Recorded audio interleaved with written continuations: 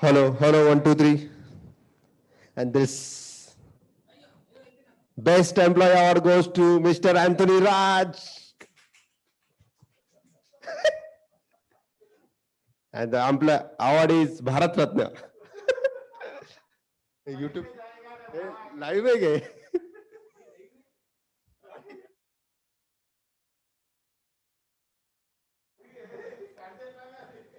अभी तक शेयर नहीं किया किसी को. हेलो.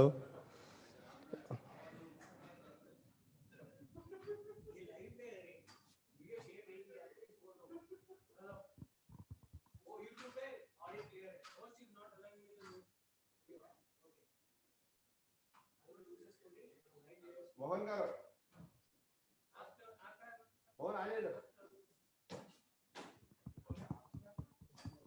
हेलो, अच्छा आ रहा है आवाज मेरे प्यारे देशवासियों. యూట్యూబ్ లో వస్తుంది అది.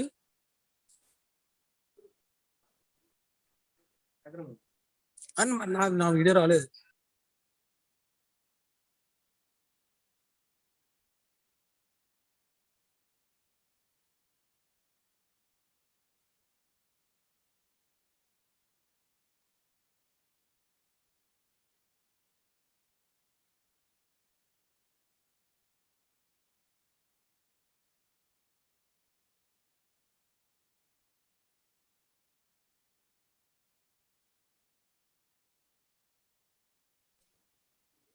मित्रों, कोरोना के वैक्सीन बहुत महंगा हो गया।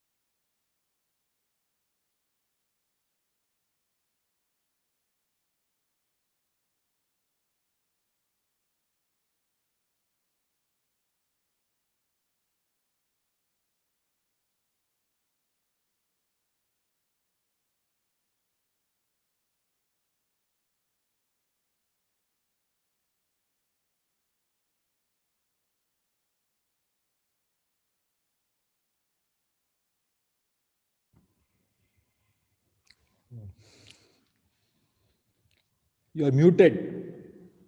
Are you muted or it is okay? I'm now. Can you hear me now? Oh, yeah, we can hear you. Yeah, Okay, I'm unable to share the screen. yeah, Oh, we now will I'm able we'll to. enable Okay. that. We'll Now enable I'm able to. Right. Okay.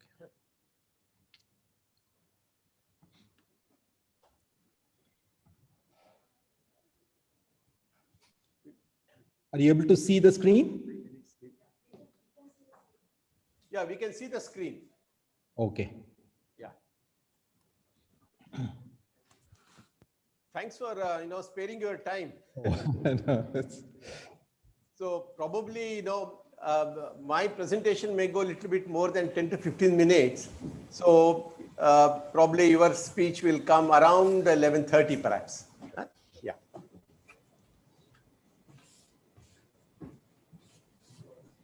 So should I unshare the screen now? Yeah, you can unshare the screen. Fine. Yeah. Because I'll be showing some presentation. Yeah.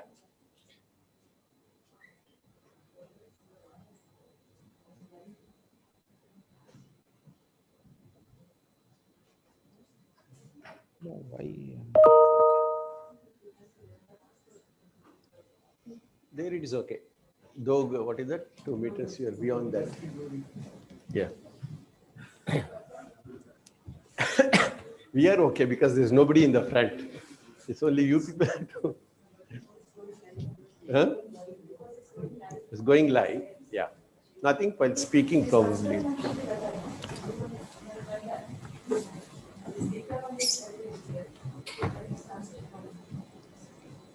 You have any opening slide for today's function? No.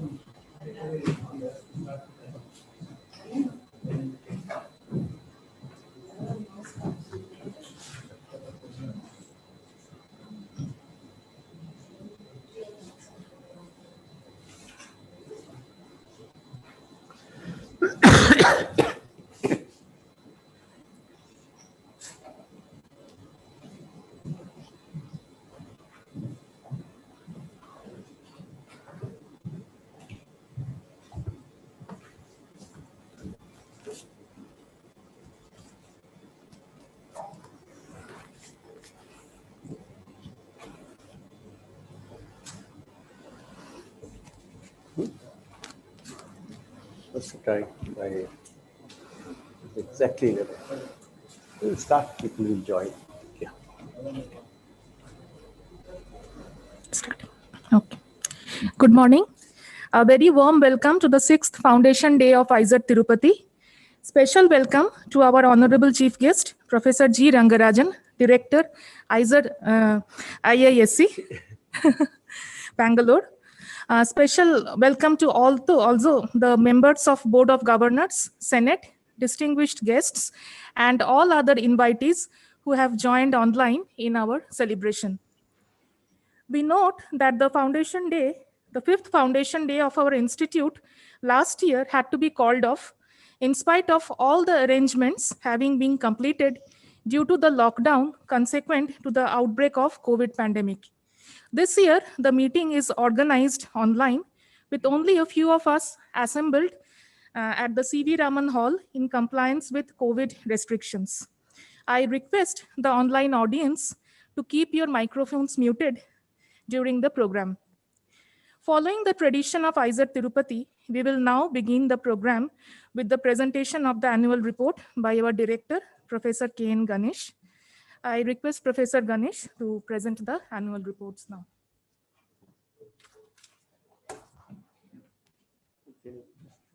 This share presentation.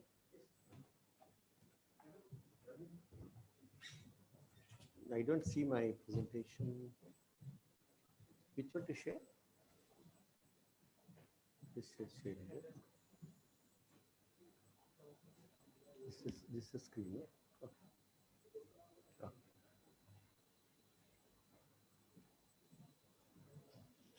Okay. Good morning, everyone, and special welcome to our chief guest, Professor Rangarajan. Today, I'm going to present to you the director's report. As it was mentioned, last year we could not have the foundation day So this year I'm going to combine the presentations of both 2019 and 20. Now, the Foundations Day is celebrated the day on which the foundation stone was unveiled in 2015 by the then Minister for Human Resource Development, Srimati Smriti Irani. On that day, at the Erpedu campus, which is the site which is allocated to us, about 40,000 people gathered, and in a single ceremony of with IIT Tirupati, IISER Tirupati, and IIIT Tirupati, the foundation stone of all the three institutions were laid. So we celebrate 28th March, and since yesterday was a holiday, so we have put it on 29th March 2021. Now the Foundation Day is celebrated through lectures by eminent personalities, and also awards will be given to meritorious faculty, students, and the staff. 2016, our first Foundation Day lecture was celebrated with Professor D. Balasubramaniam from L.V. Prasad Eye Institute, Hyderabad, was the speaker. In the second Foundation Day lecture in 2017, it was Professor Deepanka Chatterjee from the Biology Department of Institute of Science, Bangalore. And in 2018, the third Foundation Day lecture was given by Professor Ajay Sood from the Physics Department of IISc, Bangalore. In 2019, fourth Foundation Day lecture was given by Dr. S. Shivram, who was the former director of NCL, but he is now with IISER Pune as a distinguished faculty. He gave a talk. Last year in 2020, we are supposed to celebrate on 28th March, the fifth Foundation Day lecture by Dr. Chandrima Sahar from National Institute of Immunology, New Delhi, and also the president of Indian National Science Academy. Unfortunately, we all had to close down around 18th of March or so, and we could not hold the fifth Foundation Day lecture. We continue our Foundation Day lecture series. The sixth Foundation Day lecture today will be given by Professor Govindan Rangarajan from the Mathematics Department of IISc, Bangalore. Now, to start with, let me give you the student strength of IISER Tirupati. We were established in 2015, and I have just given you the numbers. I will only read about the cumulative student strength of 2020 December. Normally, we start our session in August, but due to pandemic, we started our first year students only in 2020. So we have about 594 BSMS students, 48 integrated PhD students, and 116 PhD students as of now, and 41 postdoctoral, amounting to 799 total number of students. Okay, sorry, this is not working. Let me say. Okay, now given the gender ratio, we have a very good gender ratio. We have about almost equal number of boys and equal number of girls, 49.5 and 50.5%. And in 2020, actually we have almost close to 65% of girl students and 35% of boy students. Our current faculty strength is 50. The last year, the most important event that we organized was our first convocation on 26th August 2020, which was held online. Our chief guest was Dr. K. Kasturi Rangan, who is the former chairman ISRO, and also who is the architect of National Education Policy 2020. Our chairperson Board of Governors was Professor Ashutosh Sharma, who presided over the function. And we also had Sri Amit Kare, Secretary, Ministry of Education, as the honorary speaker. In this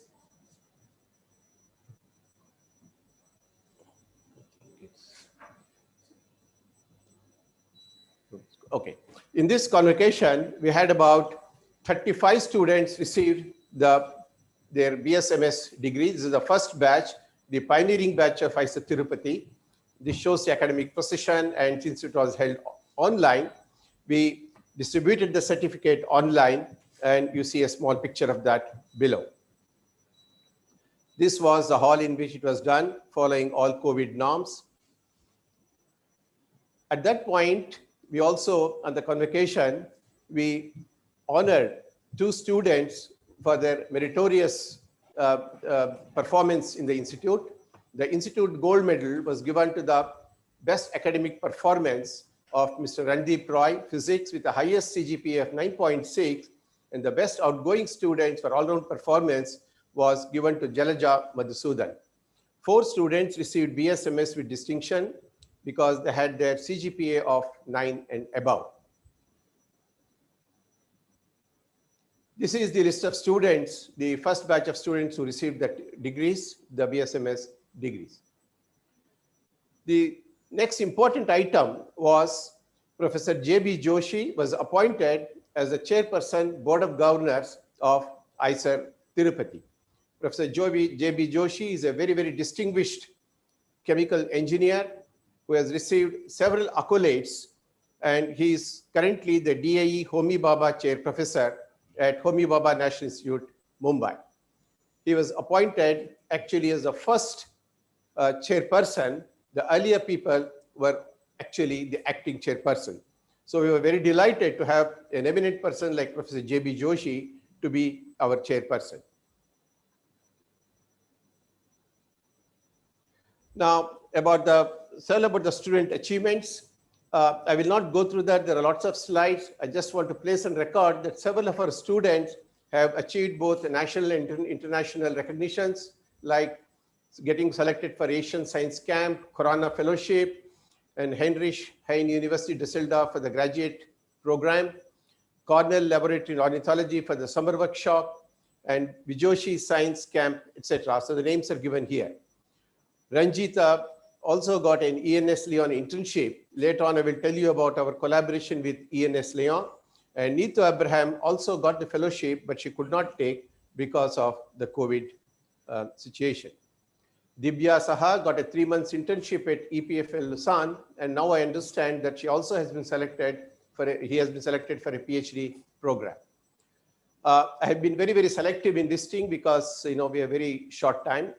Among the PhD student achievements, we have Krishna Das, a PhD student who was selected under DAD binationally supervised PhD at Leibniz Institute of Vegetables and Ornamental Crops. Prime Minister's Fellowship have been given to 4 students, 2019 1 student, and 2020 I think 3 students. And several students of BSMS and PhD have also attended national and international conferences on various topics and presented posters. The highlight of last 2 years, was our students getting award in iGEM, which is a genetically engineering challenge, which is done in Boston for the several students. And several students submit their projects, and they have to do some proof of concept experiment. It is really an international challenge. And in 2019, that was our first entry, and our student bagged gold medal in this iGEM competition. That was a very, very pride moment for the IISER. That was in 2019. To follow it up, in 2020, again, they got second time, a gold medal for a project which they called as Koli Kaze. So this is really very good for our undergraduate students getting international recognition. Several faculty have received accolades. Professor Vijay Mohanan got the CRSI medal and JC Bose Fellowship. Dr. Balraman got CRSI bronze medal and was also an young scientist at the Asian Photochemistry Association. Dr. Aravindan got MRSA medal, and last year in 2020, he also bagged the Swarna Jayanti Fellowship in Chemistry. And Dr. Arun Kumar Bar and Dr. Sarup Rai got the STARS Award, which is Advanced Research in Sciences, joint initiative by MHRD and IISc Bangalore. Dr. Dilip Mampalli received Joseph Montessori Award for Science Communication, and Dr. Annapurna received Norman Borlaug International Agricultural Science Fellowship, and she was at United States when actually the COVID struck down, so she has to curtail her trip and come back. She also was recently recognized as the Associate Fellow of Andhra Pradesh Academy of Sciences. Dr. Kanagasekaran in physics has also been recognized as the Associate Fellow of Andhra Pradesh Academy of Sciences, and Dr. Sai Kranti from our Earth and Climate Science discipline was chosen as the Young Scientist of Andhra Pradesh Academy of Sciences. ICER Tirupati has been very active in forging collaborations with several institutions. We have signed MOU with ENS France. It is a joint MOU of all the ICERs, and there are several students, academic exchange program, faculty visits, and pedagogy workshop to be done. So there was a visit of all ICER faculty team to ENS, in which ICER Tirupati also participated. ICER Tirupati has signed an MOU with University of Melbourne, Australia, and this is the occasion on which it was signed here at ICER Tirupati. It again allows interaction of not only bilateral, but also with SV University and an affiliated college in Chittor, where we are helping to forge a BS blended BSc program. We all have also just now recently signed an MOU with Temple University in Philadelphia at USA for both exchange of students, faculty, and joint collaboration. We also have an MOU with Osaka University, which was signed in August 2019. Again, this is mostly focused in chemistry program. ICER Tirupati has established translational research centers jointly with IIT Tirupati and also with ANGRAV. The first one, it is termed as CAMOS, which is Center for Atomic, Molecular, and Optical Sciences and Technology, jointly with IIT Tirupati. And this is to harness our mutual faculty strengths in quantum physics and quantum chemistry, amounting to quantum technologies, which is an area identified by the Science Advisory Committee for future funding. There's also, we have very recently established Center for Plant Sciences and Agricultural Technology, jointly with NG Ranga Agricultural University here, and also with IIT Tirupati. This essentially brings the expertise of the three institutions to address locally relevant plants and agricultural crops, adapting them to extreme conditions, and application of bio-nanotechnology for agricultural crops, use of nanopesticides, zinc deficiency, etc. So it's a very unique opportunity for the three institutes to come together and establish science programs. This is the one MOU which was signed very recently with NG Ranga Agricultural University. We also have signed, although we've been interacting informally, we have formally signed a MOU with IIT Tirupati, which allows us lots of things actually, sharing of laboratories and precision scientific research facilities, medical and school sports facilities in the new campus, joint research programs, and also sharing of courses. Very recently, we also signed an MOU with the Andhra Pradesh Police Department. We want to be as much locally relevant as possible. This is essentially to design smart solutions for policing challenges, particularly in forensic science is one area where we would be working with the police department. ICER Tirupati is active in forging an educational hub in Tirupati. Tirupati is known for the Balaji temple, but we have several well-known education institutions, right from IIT Tirupati.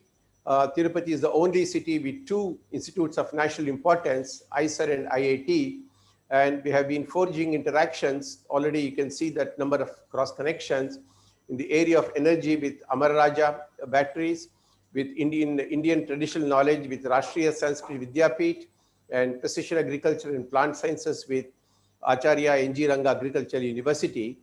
We are also interacting with SVU, Sri Venkateswara University, and also PKV and Government College in Chittoor and University of Melbourne for a quadrilateral blended BSc program. We also have active collaboration with Sri Venkateswara Institute of Medical Science, and very recently we've been working with them on COVID testing. And we also have Agastya Foundation, which is a science promotion institute, particularly for the school children. Our faculty have very actively participated with Agastya, interacting with their students. We have other institutions like National Atmospheric Research Laboratory.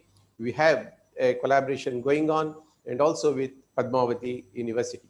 So ICER Tirupati would like to have a very, very strong networking, take part, and even create this educational hub at Tirupati. Several conferences and symposia have been held at ICER Tirupati. I will not go into details. There will be some pictures. I will only mention the main things, like advances in mass spectrometry, which was held in November 2019. You see Professor Richard Zair from Stanford University and also Professor Balram. They were two of the eminent speakers who attended this meeting. Then we had a National Symposium on Avian Biology, which was held jointly with Cornell University, and an NCM workshop in mathematics on modular forms and Galois representations organized jointly with National Center for Mathematics and Department of Mathematics here. A very big event happened in February 2020, just before the lockdown happened. 38th meeting of the Astronomical Society of India, having about 322 participants, is one of the biggest conferences that IISER Tirupati organized, in which there were 53% student, 23% postdoctoral fellows. There were several special public lectures, public talks on various interesting topics, which are given here. So this is one of the big conferences that we organized at IISER Tirupati. This was in February 13 to 17, 2020. And to see a crowd like this probably today is a dream under COVID situations. I'm not sure when all scientists can come together in this fashion. We also had a workshop on data analysis and machine learning, jointly organized with AYUCA. Professor G. Ambika organized this one. We had several introductory sessions, panel discussions, etc. It also helped us create a course in data analysis at IISER Tirupati. We had a chem biology symposium with several speakers: Jennifer Hamstra from University of Utah, Mutaya Manoharan from Alnylam, Pinaki Talukdar from IISER Pune, which is essentially at the cutting edge of biology and chemistry. These were all online symposium which were held together, followed by a feature in electrochemistry with 4 of the speakers. This is an important area for IISER. Along with Amar Raja, we are doing this energy program. Very recently, we had a conference on genome dynamics, an online conference with 5 speakers. It's a very interesting conference on the mobility of genomes and the migration of DNA within the cells, etc. Every year, IISER Tirupati also organizes, after the Nobel Prizes are announced, a Nobel evening in which our faculty here, they tell the students about the importance of the Nobel topics during that particular year in a very simple manner. So in 2019, Professor Vijay Rao, Professor Vijay Mohan Pillai, and Dr. Jesse Jose talked about the Nobel Prizes announced in that year. And in 2020, again, we had a similar kind of event with Dr. Suchi Goyal, Dr. Vijay Subramaniam, and Dr. Arunima Banerjee, and Dr. Parameshwaran Nair from City College of New York, talking about the Nobel Prizes given during that 2020. We also promote a lot of activity in the women's to recognize their contributions. And International Women's Day was celebrated on March 8, 2020 with a global women's breakfast. We had several programs, lectures with women entrepreneurs, etc. This is also followed by students activity, which is called as Vikshana. They presented a lively panel discussion with our future scientists. And the National Science Day was celebrated on 29th February 2021. Again, 28th was a holiday, and we had quite a few, the themes, the lectures were there, and the students also conducted a virtual science fair. Then we also have several colloquia and seminars, like some of them mentioned here: the Biology Day, the International Chemistry Day, Innovation Council Day, and Dr. Rama Devi from Amara Hospital talked about sleep and health.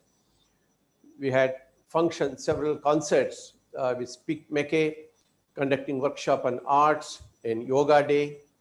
So this is all mostly done in 2019.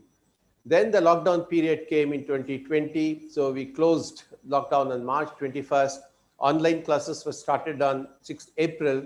And we continued, our examination, grading, everything online. And most of the institutions, have been doing that. But we very quickly established a good online platform, and examinations were conducted again online, improvement examinations, etc. So the monsoon session in 2020 and semesters, again, everything was done online. I will not go into that. We equipped 6 classrooms with the required hardware and software to give a very natural experience for students although it's the natural classroom experience. And in fact, I must thank both our IT department and our faculty for adopting themselves to this new method of teaching. Coming to research publications, I have just given how IISER Tirupati is advancing year by year in terms of the publications. And last year we published, this is the calendar year, 134 publications in different one. And the number of citations are also growing. In 2020, we reached about 2016. And already in 2021, we have 27 publications from the Institute.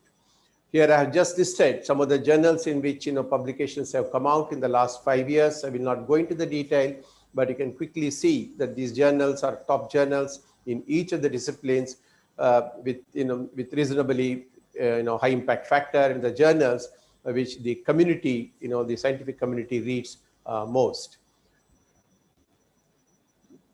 So this also gives the impact factor in the number of articles published in these top journals. Now, just in indicating that, how do we stand with respect to Nature Index, publishing articles in the Nature recognized journals. And from the period December 2019 to November 2020, I think among the publications where we stand is with respect to other institutions in India, this is the ranking which is given. Institute of Science, Bangalore is number 1. Today our speaker is from Institute of Science.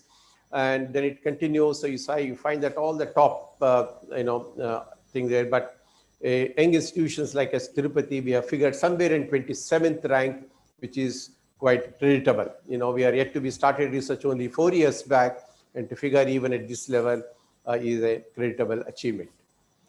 IISER Tirupati is aware of its contributions to the society and to the schools around. So we have a very active awareness and outreach program, which again, because of COVID, it has been curtailed.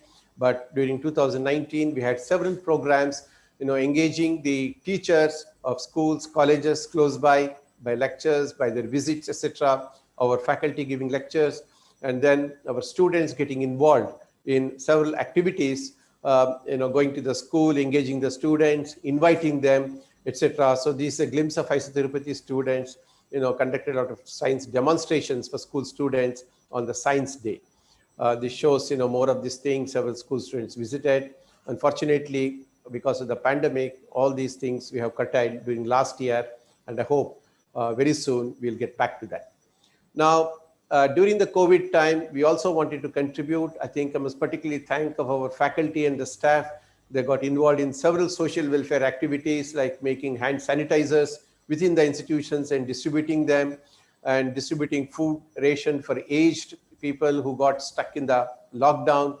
And an important thing was we have a construction going on, and we had about 150 construction workers. They were all retained. They were not allowed to migrate by providing them rationing, etc.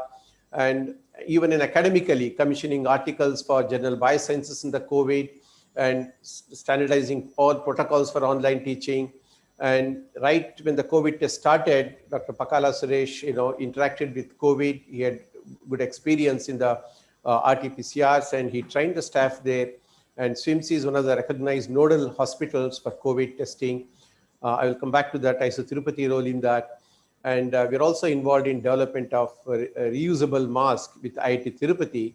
And an important academic thing was just in April, May, we started really a course on academics, initiative of Professor B.J. Rao and the biology faculty. And it was audited by 75 students to tell all about the pandemic history and making them aware of that. And students were involved in project presentation for COVID related projects, teams. So this is the pandemic, the course which was organized, which is which is continuing this year with a lot of updation which has happened. These are all some of the photographs of involvement of our faculty and staff in the community activity during COVID, and I must really appreciate. Now, we have just also established a COVID testing laboratory at our institute. It is now approved by ICMR New Delhi. This is just at the backside of this building. It was inaugurated about 2 or 3 months back, and this shows some of the pictures. And this is the negative pressure corridor. This is really very, very sophisticated lab with all the safety precautions and approved protocols taking into consideration, sample sorting room, RNA isolation room, doffing room, etc.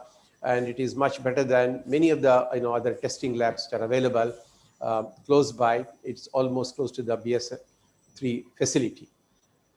And I must thank our scientist, Dr. Pakala Suresh Babu and his colleagues, Dr. Suchi Goyal, Dr. Raju Mukherjee, Dr. Vasudha, and Indrapreet Kohli, who really led the team. In fact, he was the engine behind the whole thing for getting this established, interacting with the local state government to get the approvals.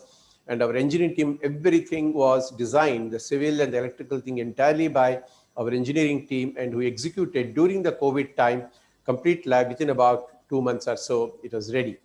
I must also thank Professor Bijay Rao for mentoring the whole team and our registrar for providing all the necessary support from the administration. Now, my last thing is about the campus development. We had in 1st of October 2019, our main campus, the groundbreaking ceremony was done. And we have now completed an undergraduate laboratory block. Hostel block is completed. Probably by beginning of May, we'll be getting our students, the first 2-year students, straight away into these hostels, and they have missed out the practicals. So our lab is ready to run practical labs for them during the summer. And we have received for our campus all the statutory clearances from Tirupati Urban Development, electricity, water pipeline, everything has been done. So this was the groundbreaking ceremony of the undergraduate laboratory block, which was done on 31st May 2019. It was done, and at the backside you see the completed hostel block, and this was done in May 2019. But by 1st of October 2020, this UG lab block is almost ready. It can have about 300 UG students can do practicals in one batch in physics, chemistry, and biology. Is one of the largest probably undergraduate laboratory block. It also has lecture halls, etc. And this is the site to which our students probably will come in May, the first 2 years student. The hostel has a capacity of 540. So these things are almost ready. We are just giving up some finishing touches to hold the students. This campus is about 26 kilometers away from this place, and it's a self-contained one. This shows the hostel block. And the main campus, the groundbreaking function was held on 1st October 2020. This shows you some pictures. The project is being executed by CPWD with a construction agency called DEC Infra. And the groundbreaking ceremony was held on 1st October. And this shows the massive construction. About 21 buildings are being simultaneously built. And probably by end of next year, 2022, the whole complex will be ready. But partly they should be available even by the end of this year. You can see that within the last 5 to 6 months, a lot of construction activity has started on the academic campus, academic complex, and on the other side, a housing which is there in the, which is shown there. And just a very quick picture of the individual, blocks, which already the foundation, structure is going on, the lecture hall complex, auditorium. So you see that already they're getting the shape. The auditorium, the dining, and the commercial healthcare thing. And the hostels are getting very fast because we want the students to come there. So, and the housing unit, they have progressed much faster. So this year I would like to end by thanking all of you for this patient hearing. And I think I finished in about 25 minutes or so. And this is a night view of our undergraduate lab block. So before I finish, I must thank Professor Govindarajan for accepting to be the Foundation Day speaker, sparing his time for this function. So thank you all for your attention.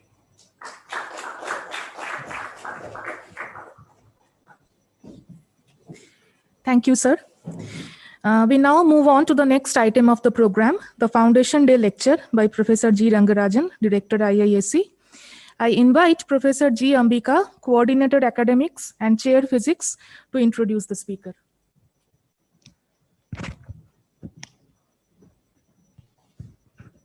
Good morning to all the invited guests and participants of the 6th Foundation Day of IISc Tirupati. It is my pleasure and honor today to introduce the chief guest and speaker of the day, Professor Govindan Rangarajan, who is the director of Indian Institute of Science, Bangalore. Prior to taking charge as director in August 2020, he He was chair of the Division of Interdisciplinary Research from 2014, and he has been in the faculty member of the Department of Mathematics, IISc, since 1992. Professor Rangarajan had his integrated MSc Honours degree from the Birla Institute of Technology and Sciences, Pilani, and PhD from the University of Maryland, College Park, USA. He then worked at the Lawrence Berkeley Lab, University of California, Berkeley, before returning to India in 1992 as assistant professor in mathematics. Since then, he has served the institute in diverse capacities. He was the chair of the Department of Mathematics and convener Inter-Information Services Center. He was the chair International Relations Cell and the chair of the Office of Development and Community Affairs from 2015 to 20. In addition, he is also having several affiliations. Adjunct Professor of the International Center for Theoretical Sciences, TFR, Bangalore. Adjunct Professor, Center of Neuroscience, IISc, Bangalore. Honorary Professor, Jawaharlal Nehru Center for Advanced Scientific Research, Bangalore. His research interests lie in the general areas of nonlinear dynamics, time series analysis, and applied stochastic dynamics. His recent passion is in the challenging area of brain-machine interface, about which he is going to talk to us today. His research contributions are highly diverse, with applications in areas of neuroscience, geophysics, and accelerator physics. He has published more than 100 research papers and several conference proceedings and book chapters. This has fetched great recognitions among scientific community. He is a J.C. Force National Fellow, Fellow of the Indian Academy of Sciences, Fellow of the National Academy of Sciences India, and a Homi Bhabha Fellow. He has been knighted by the government of France, Knight of the Order of Palms in 2006, and he received the Distinguished Alumnus Award from BITS Pilani in the category of Academic Teaching and Research. In addition to several research projects being completed in his research area, he is unique to have completed and running many institutional level mega projects. It starts with the Mathematics Initiative at the IISc, sponsored by the Defense Research and Development Organization, followed by IISc Maths Initiative called IMI, sponsored by DST, National Mathematics Initiative at IISc, sponsored by DST again, that conducts instructional schools and workshops in cutting-edge areas at the interface between mathematics and other fields. He is also the PI of DST Center for Mathematical Biology, sponsored by DST, DST IRFA Center for Neuroscience, sponsored by DST, and he is a co-investigator there. And he is the principal investigator of the Indo-US Virtual Institute for Mathematical and Statistical Sciences, sponsored by the Indo-US Forum for Science and Technology. Indo-French Center for Applied Mathematics, which is a joint venture between the Department of Department of Science and Technology and a consortium of French institutions. This IFCAM supports joint research projects between India and France in the broad area of applied mathematics. He is the co-investigator of the Dardan Trust Grant on Alzheimer's research, and as co-PI of the Indo-French Cyber University project, he helped to establish the first intercontinental satellite-based courses, which is being taught live to Indian and French students in various subject areas. I have known Professor Rangarajan for more than 25 years now. With a very good overlap in research interest, he crossed the path several times in conferences and workshops and schools. Recently, we collaborated on two research themes: environmental effects in suppressive dynamics of coupled systems, and a bigger project where we brought up a network model for neuronal connectivity during synapse loss in Alzheimer's disease. A very pleasant personality, well sought after in SCRC schools and workshops because of his juicy style of introducing mathematical concepts to beginners. He has visited IISc twice a year, given lectures as part of the course in advanced neuroscience, given a colloquium talk and special talks. Professor Rangarajan, we are proud to have you as a member of our Board of Governors and look forward to your visit in person to our campus very soon. With these words of introduction, I invite Professor Rangarajan to deliver the 6th Foundation Day lecture on IISc Periphery. Thank you.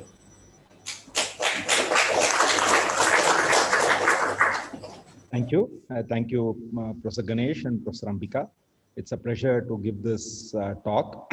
As I told Professor Ganesh, I'd given this talk sometime earlier, some years ago, but he felt, now there is a new batch of students, so hopefully they will also benefit from this talk.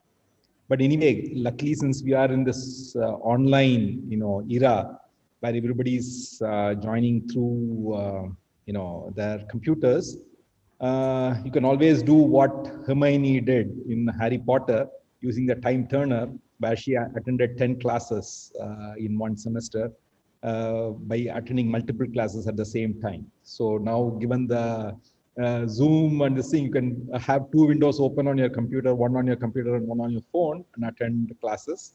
So you always have the option of tuning out in this if you don't find the lecture interesting enough. Okay, so let me now share the screen and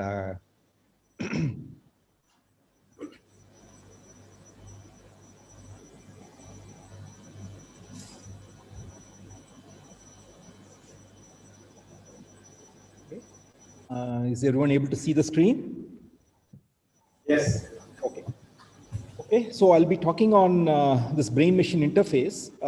So this is a very interdisciplinary topic, which spans disciplines like, of course, neuroscience, computer science, robotics, and signal processing, and so on. So there are, and of course, mathematics.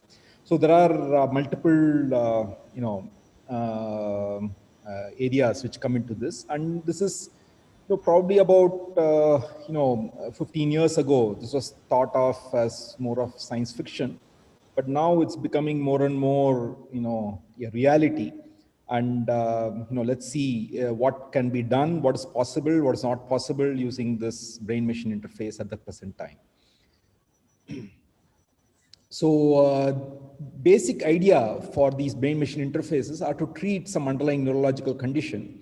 You probably recognize some of the characters displayed on the screen. Of course, Stephen Hawking, whose brain, as always all of us know, was functioning perfectly fine, no much better than any of us, but still he was paralyzed, neck down. And so he was unable to effectively communicate with the world. And Michael J. Fox in the center top and Muhammad Ali, they both had Parkinson's disease. Again, it is more the communication between the brain and the muscles which was interrupted in their case. And Christopher Reeve was the original Superman. He was paralyzed due to a horse riding accident, and again paralyzed neck down. He again passed away a few years ago. And then you have Stevie Wonder, who is blind, but creates amazing songs. So therefore, you have all these people who have various disabilities, but not connected to the brain, per se. Well, Parkinson's, one can say it's a brain-related disorder, but still the effective, manifestation appears elsewhere. So therefore, it's very important that we have some ways and means of allowing these people to function normally. So can we do something, and how can we build devices which help people with neurological disabilities? That is the whole idea of brain-machine interface. And the basic idea of behind this brain-machine interface, all these devices and technology, is the fact that the brain comprises 100 billion neurons with trillions of connections, that we all know. But more importantly, one key manner in which the neurons communicate with one another is through an electrical signal, through the action potential, which goes from one neuron to the other. So what we can hope to, therefore, since they are communicating through electrical activity, is to record this electrical activity from outside, and then try to make sense out of the electrical activity. Because after all, if the brain is instructing you to move your hand in some direction, before that, the neurons are firing and sending appropriate signals so that the muscles are triggered in an appropriate way. Now, if you can record those signals, then even if you are unable to move your hand because of disabilities, you can still, look at ways of enabling a robot to move the hand and so on. So that is the whole idea, that you somehow in a very crude sense, you're trying to read the mind, but for a very limited purpose of trying to enable motor function, which has been lost due to disability. So the same thing, for example, could be used to help amputees, where they do not have a limb, and then probably you can enable a robotic arm to do the task based on purely the brain signals. Okay. So there are two ways of going about it. One is to treat neurological conditions by electrically stimulating the brain. Okay, here you put electrical signals into the brain. So for example, Penfield did this famous experiment in the 1950s, where he stimulated the brain using electrical activities, and that evoked long lost memories among the patients. So for example, one person said that it was like standing in the doorway at my high school, I heard my mother talking on the phone and so on. So these are memories which these people thought they had lost, but then they were able to recall after this electrical stimulation. The other experiment was done by Jose Delgado in 1965, again many years ago. What he did was he inserted an electrode into the brain of a bull, and he had a radio transmitter in his hand. You can see the picture there. And by sending appropriate electrical commands to the brain of this bull, he was able to control its movements. So he was able to make it turn, stop, and things like that. So therefore, he was able to control this, and let's see that in the video here. Electronic mind control research is not new. A scientific milestone in this area came in the 1960s when Dr. Jose Delgado demonstrated remote control over a charging bull. By connecting a radio antenna to electrodes inserted into the bull's brain, Delgado proved that the animal's aggressive impulses could be thwarted by electronically manipulating the bull's muscle reflexes. Do you realize the fantastic possibilities if from the outside we could modify the inside? Could we give messages to the inside? But the beauty is that now we are not using electrodes. In recent years, Delgado has shown that the behavior of monkeys can be altered using low-power, pulsating magnetic fields. But in these experiments, there were no antenna implants. Any function in the brain, emotions, intellect, personality, well, could be perhaps modified by this non-invasive technology. Delgado's research has so far been limited to animals.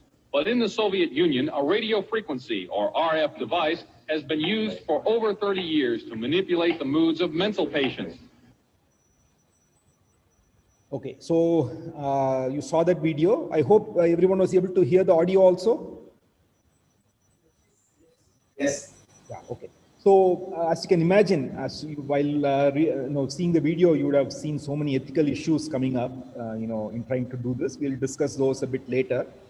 So that was one attempt at trying to control motor movement using electrical signals that stimulate the brain.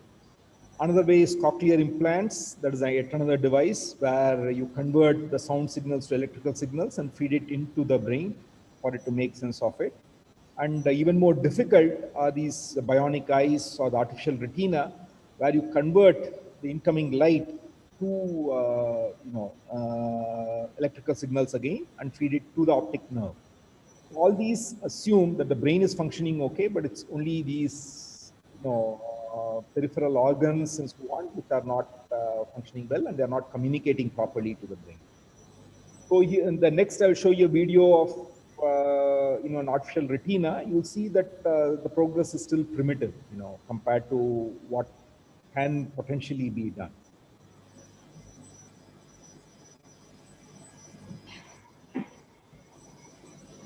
Something on the left. I mean, there's something round on the left. I only see two objects. Mm-hmm.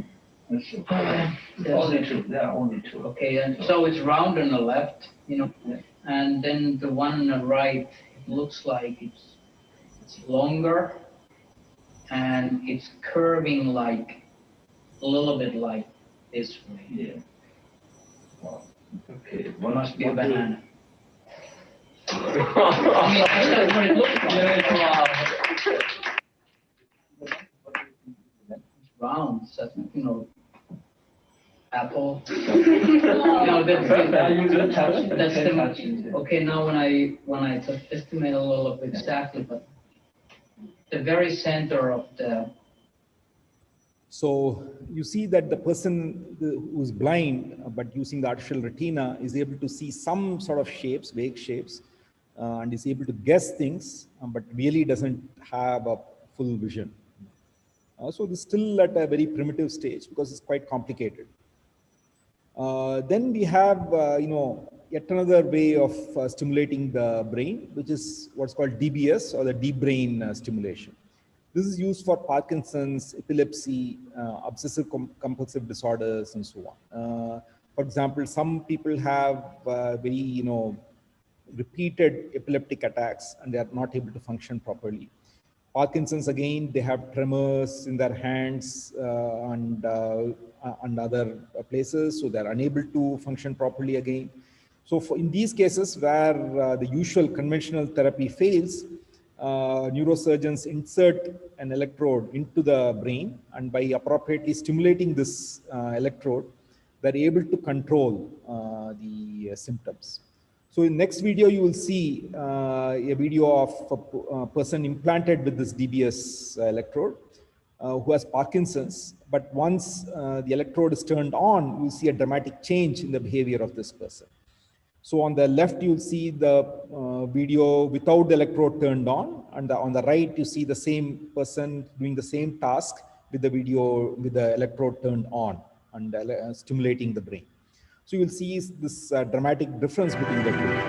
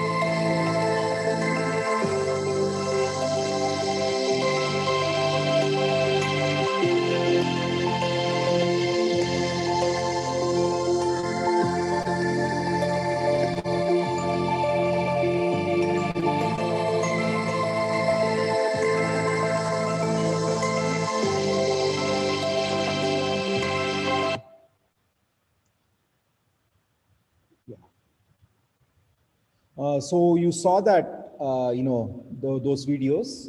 So these tell you that, you can have a dramatic difference by appropriately stimulating the brain. You see that, this person was unable to carry out very simple tasks. I mean, I'm sure students would now be horrified if they were unable to use their mobile phones. But for these people, it's very difficult to do it on a day-to-day basis, and that is controlled to a great extent by using this DBS. And then you also have, so all these are cases where you put electrical signals into the brain. But what I'm going to focus on in this talk is recording signals from the brain, okay? Because all voluntary output, of the nervous system, speech, walking, etc., is produced by signals from the central nervous system to the muscles. And therefore, the hope is that you can retrieve the loss of these actions by taking out signals from the CNS and using them to control robotic limbs, etc. So this is the whole goal of neural motor prosthesis. And many things can lead to such injuries. One prime example is a spinal cord injury, which affects mainly young people because of motorcycle accidents that happen when you are not wearing a helmet, and then ALS and so many others, stroke and so on. So in all such cases, the brain is functioning fine, but it's unable to communicate and control the other muscles and organs. So basically, these neuromotor processes have three major components. One is interfacing with the nervous system. The other is signal decoding algorithms. And the third are output devices. So as far as interfacing with the central nervous system, basically what you have to do is to be able to record or inject signals. This should be biocompatible and safe, should last for a long time. And usually the signals are very weak or very noisy. So you need very good signal processing. These also need to be very compact and should have very low power consumption. So these are some of the desirable characteristics. And as I said, this tells you why it's important to have electrical engineers on board such teams who are looking at these problems. Then, of course, the acquired signals are then fed into mathematical decoding algorithms, and the output should be in a form that can be used by a physical or biological devices. So that can do the intended action, what the person intends. So you can think of this as a decoder that translates brain language to machine language. And there are many mathematical methods. In this talk, this is a popular talk, so I won't be going into the technical aspects, but people can always contact me later. And output devices are, could be robotic arm, a wheelchair, a computer, a car, or appliances.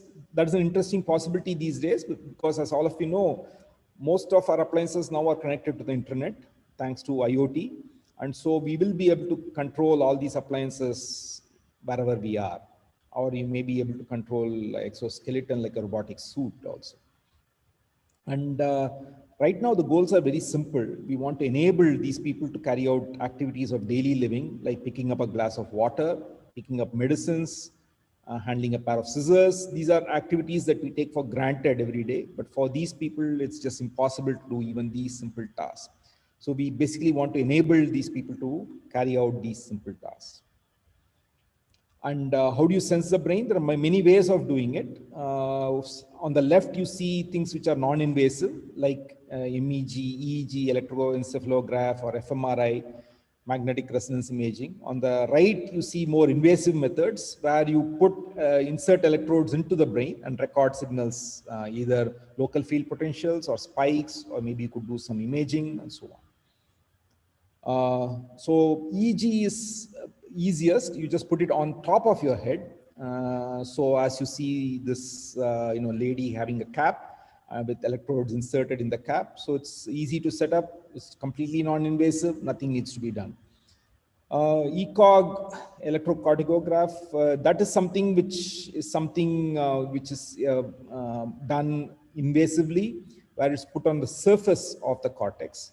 And then you have something even more invasive where the electrodes are implanted deep into the brain itself. So EEG is an example of a non-invasive brain-machine interface. It is noisy, but it correlates reasonably well with the brain activity. And there are two ways one can use EEG. One is called event-related desynchronization or synchronization, and evoke potentials. We'll look at both of them. So event-related oscillations or synchronization and desynchronization, these are gross changes in the activities of the brain. The example I always like to give is that, suppose you are in a helicopter hovering around a cricket stadium and you have a microphone hanging down from the helicopter. Then you can hear you cannot hear individual conversations between members of the, stadium audience. But you can hear gross changes in the activities. For example, if Virat Kohli hits a 6, then you see a big roar in the audience that you can pick up that something has happened. or maybe he gets out and then there's a sudden silence. Again, you can see, gross change in the activities. So in a similar way, using these, we cannot spy in on the individual connections, the signals between neurons in the brain, but you can look at gross changes in their activities, brain activities. So in fact, this can be used to play a game. This shows you how you can play a game, move forward, move to the right, pick up the coins like it's usually done in the games, and so on. So all these things can be done just by using the brain signals. Okay. So this is one example of using EEG signals, where this person is now not using the his hands at all, and navigating through this game and playing this game. So as I always tell, I think humanity is sort of making great progress. Earlier, we used to, when we were watching TV, well, initially all of us used to go out and play games. Then we started watching games on TV. But even there, one had to at least get out of your sofa to turn the channels.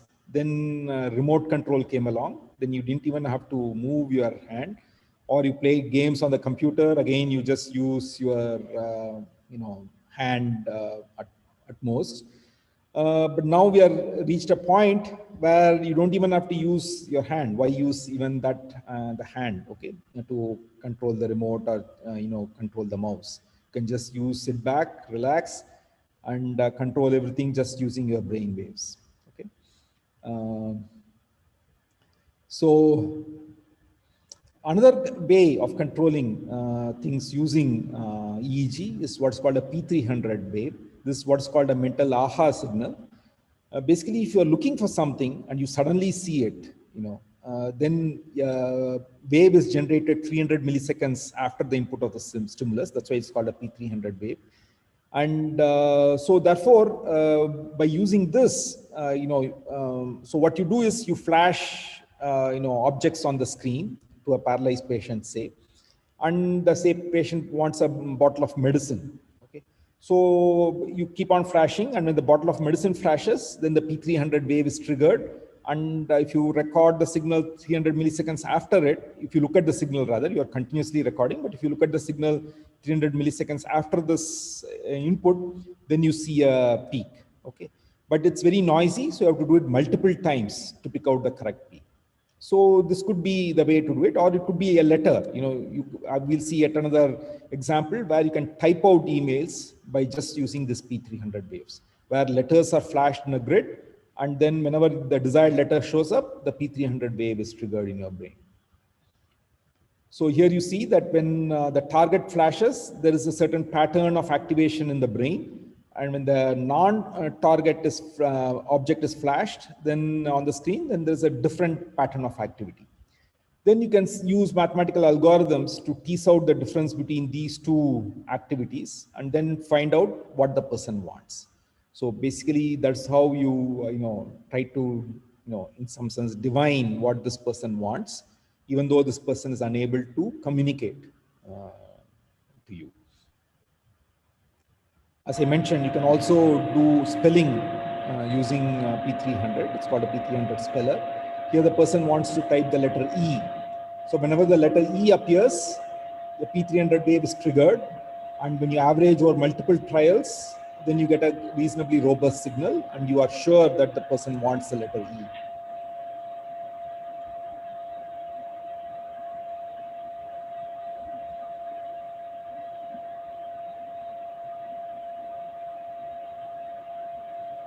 So you see that finally the person got the letter E. As you can imagine, it takes quite a while using EEG. We'll come to more invasive techniques which can do it faster, but with the non-invasive, it does take a lot of time. But you should think from it from a viewpoint of a person who is unable to communicate because of stroke or paralysis. And this person is at least able to communicate through such devices. And here the person is controlling the robotic avatar using this P300. So the person instructs the robot to pick up a certain block, okay? And then the person desires a certain block to be picked up, and that's conveyed through brain signals. In this case, the red colored block. So the robot picks up and puts it on a given table. So the person picks the table also where it needs to be placed. But all the intermediate movements are done by the robot using internal controls. This is an example of what is called a hierarchical control.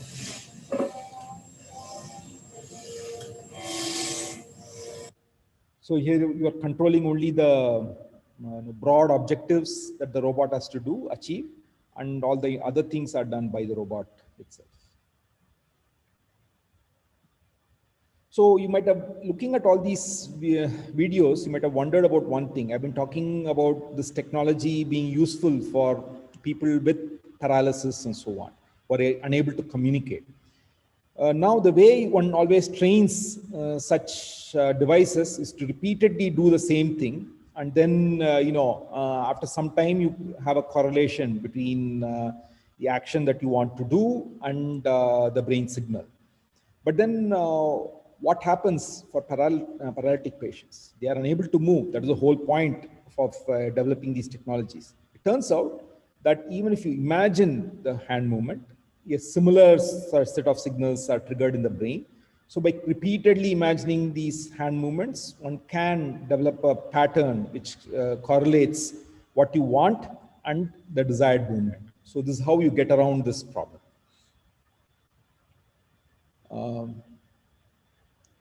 So now we'll go to invasive BMI. These were examples of non-invasive BMI. So we'll go to invasive BMI where electrodes are inserted into the cortex. So this is an image where a microelectrode array, 100 cross 100 microelectrodes are inserted into the cortex. It's quite small, as you can see. And this has to be done using a surgical implant. So this is, as you can imagine, a very invasive procedure. But again, those who are paralyzed see this as an option, at least for them to start communicating, start controlling things, and so on. So again, a lot of electronics is involved here, miniaturization, encapsulation, telemetry. This we'll see some progress has been made recently where you can transfer the signals wirelessly. That used to be a challenge also. So this gives you an example where the monkey controls a robotic arm just using its brain signals. Okay, so you can see that its two arms are in the two, cylindrical rods. They're confined to these two cylindrical rods. You can see the hand emerging from one of those rods. So it's not using its natural hands to control the movement. It's just using brain signals to control the movement of the robotic arm and pick up the food. And as you can imagine, it's also able to track the movement of this, food, and is able to track it properly. So here, wherever the position is, of the arm, it's able to go and do it there. So this shows an example where, you are able to control your robotic arm just by using, brain signals.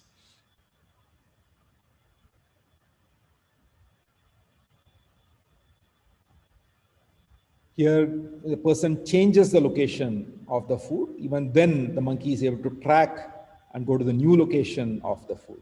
So this is yet another example. And here you see an interesting behavior which the monkey was not trained for. Here you see that the monkey is licking its fingers. Okay, so this tells you an important fact. That basically the monkey's brain is now thinking, has integrated the robotic arm into its own worldview. So therefore it's thinking of the robotic arm as its own arm and is doing activities which it would normally do with its natural arm. Because this is a normal activity that we also do when we go to McDonald's and have French fries. We lick our fingers to get the remaining salt, since we are all addicted to salt. So therefore, you have this behavior being exhibited by the monkey where it's treating the robotic arm as its own arm. So this is something which tells you that the brain is so flexible and powerful that it is able to integrate artificial limbs attached to the body as its own limb and start controlling them. So therefore, this gives rise to the possibility of augmented human capacity, because here we are trying to help people with disabilities, but you can turn it around and say, okay, I have a normal human being, I want to augment the physical capabilities of that human being. Maybe I can attach one extra arm or two extra arms and so on, or an extra leg, whatever, so then the brain then incorporates these arms also into its control, and then is able to do it, control them.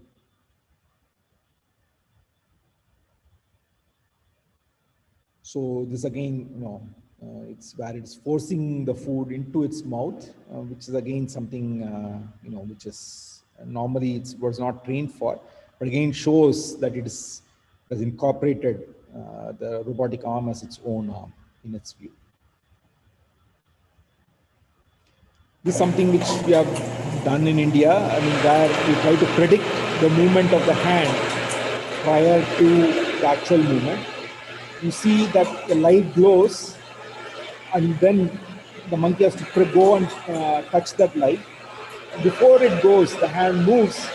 We predict by using the brain signals which direction the monkey is going to go, and then we validate it with the actual movement of the hand, and we get about 75-80% accuracy, which is which may appear good, but you can imagine that it's not good enough for the real world, because when you want to go and pick up a glass of water, you do it all the time. You do it 100% of the time when you want to go and pick up a book or whatever. So we have to aim at 100% accuracy if these things have to be really useful in the real world. Elon Musk did a demo and brought out 3 live. So this is, sorry.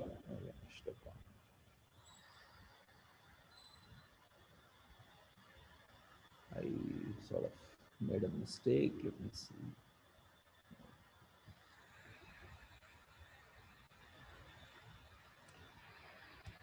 Let me get out and go back to that.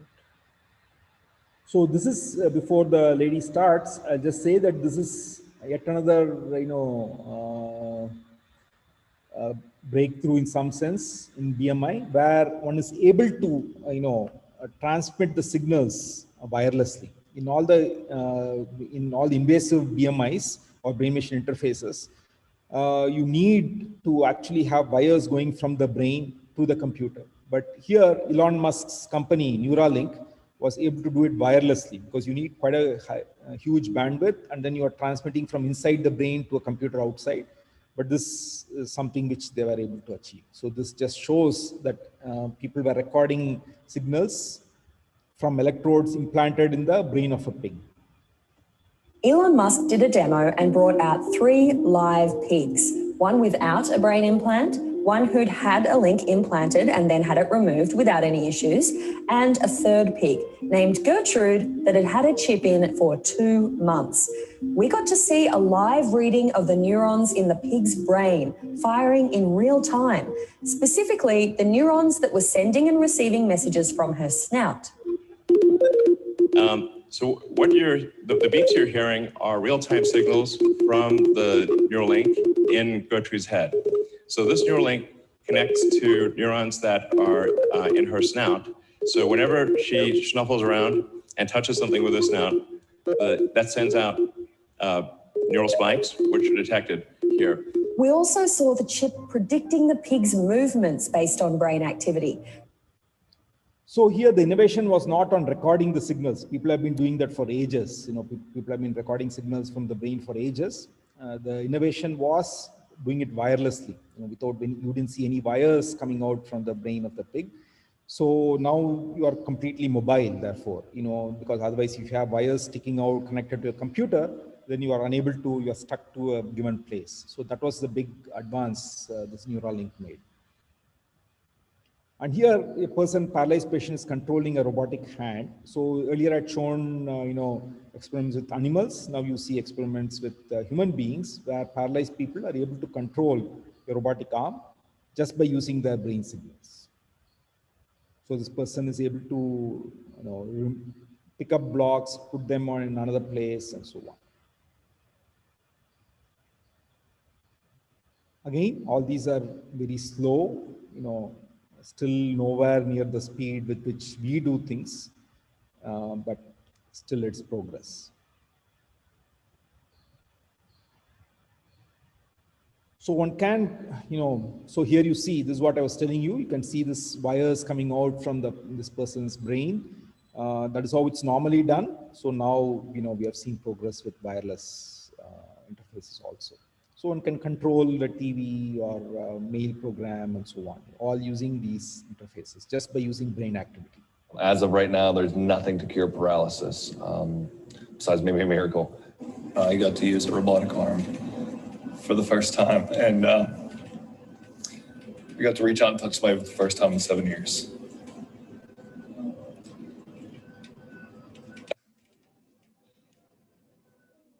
That was my highlight, absolutely.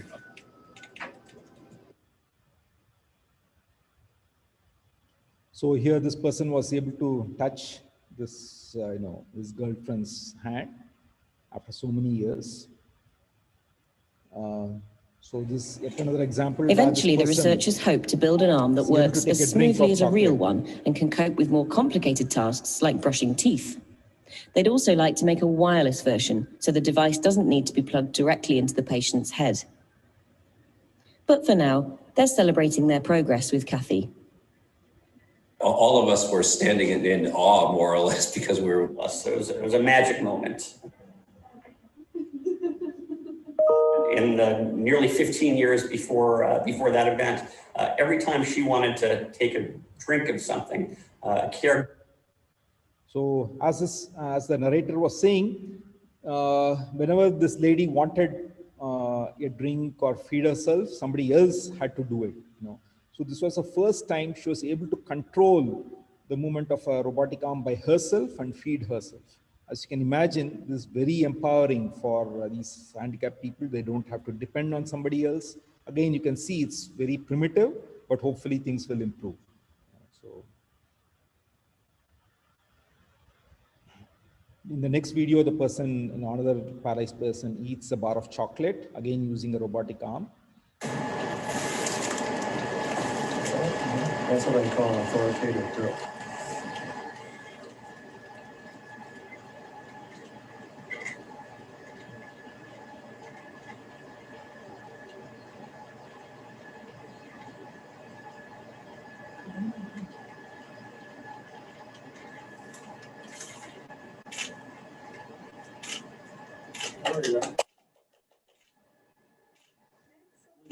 It's falling out. So again, this, as you can imagine, again, this is quite laborious for this person, but still it gives this person control over her own actions. That is the major advance. And here, as I told you, one can also use it for augmenting. Here the person is controlling two limbs, but you can see multiple electrodes inserted into the brain with a lot of wires coming out. Hopefully all this will go away with the wireless advances that Neuralink has made.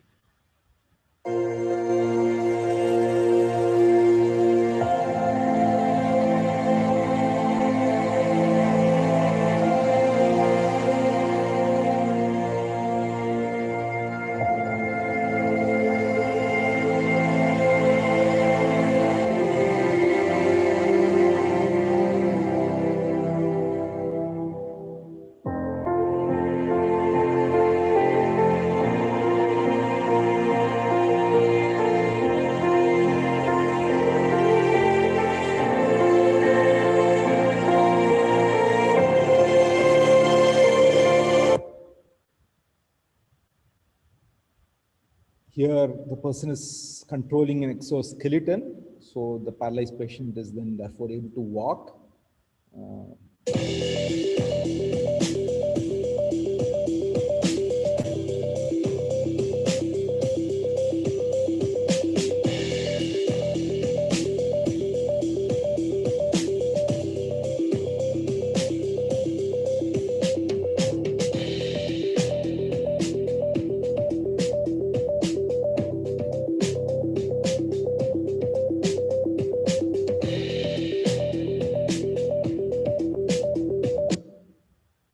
So as you can see towards the end of the demonstration, one can also try controlling a wheelchair so that you are more mobile.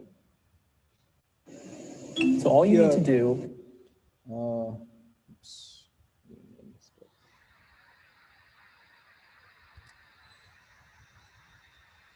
So in the next video, you see that with an invasive recording, one is able to type much faster. Earlier, we saw that with EEG, it took quite a while for a single letter to be generated, but now you'll see that the speed has dramatically increased because the signals are much better, with much higher fidelity when you record directly from inside the brain.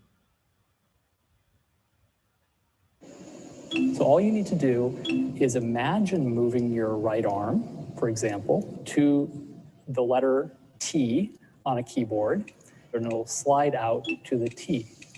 And in addition to that, we're also able to detect when you wish to select that letter T. Our participants were able to type at rates anywhere from 12 to up to almost 40 characters per minute, which translates to, in the best cases, about 6 to 8 words per minute.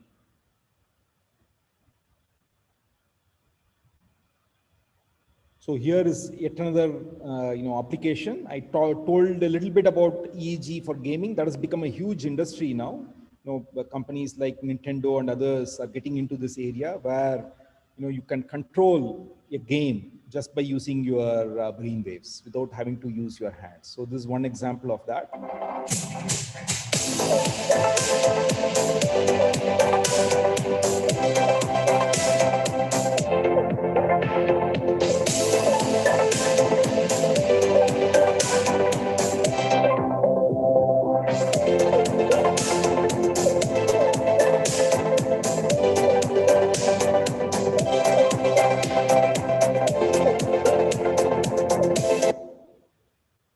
So here one person was able to control the music just using thoughts. Here the person is able to control the TV and the light, etc. So all these are examples where you can control things just by using your brain waves. This is a fun application. What you do is you take the emotive headset, and once you've made sure that the contacts are moist, you simply put it on your head, adjust it right above your ears, make sure all of the contacts are in the right position, and then it starts picking up the signals from your brain.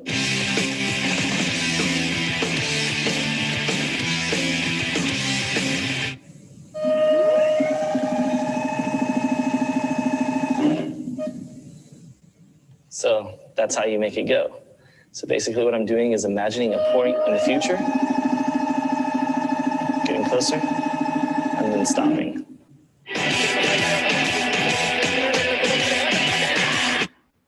So here a person is controlling a skateboard just by using his thoughts.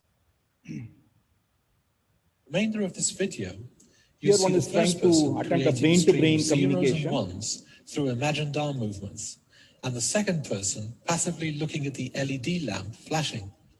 The PC picks out the zeros and ones from the second person's brain activity and displays it on the screen.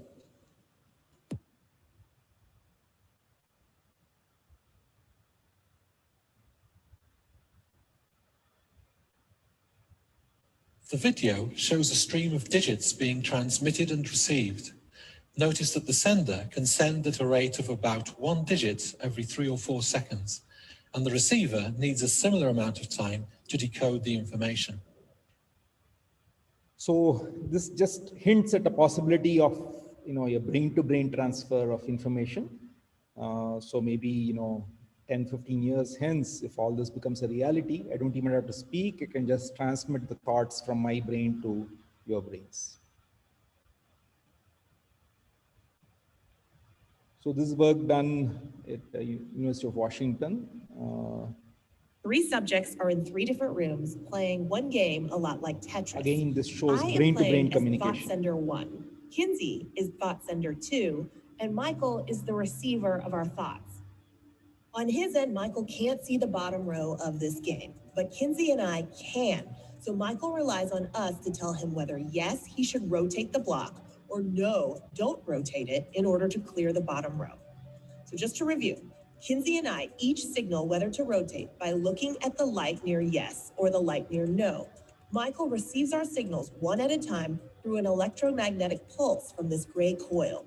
It targets his visual cortex. So if Kinsey and I say, yes, rotate the block, then Michael will perceive a glow in his visual field. Only Michael can see it.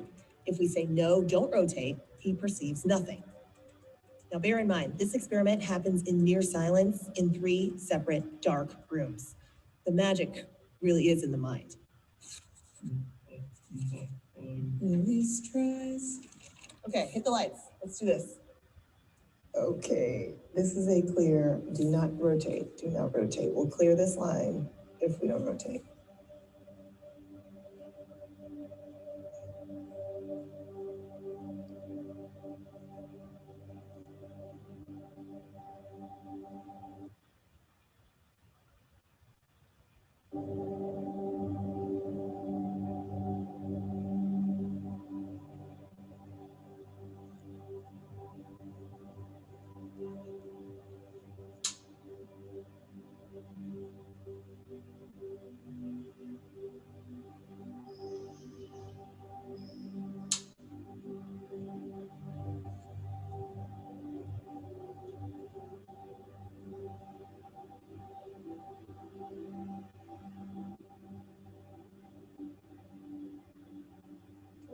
Yay! Okay, after a false start, I've become.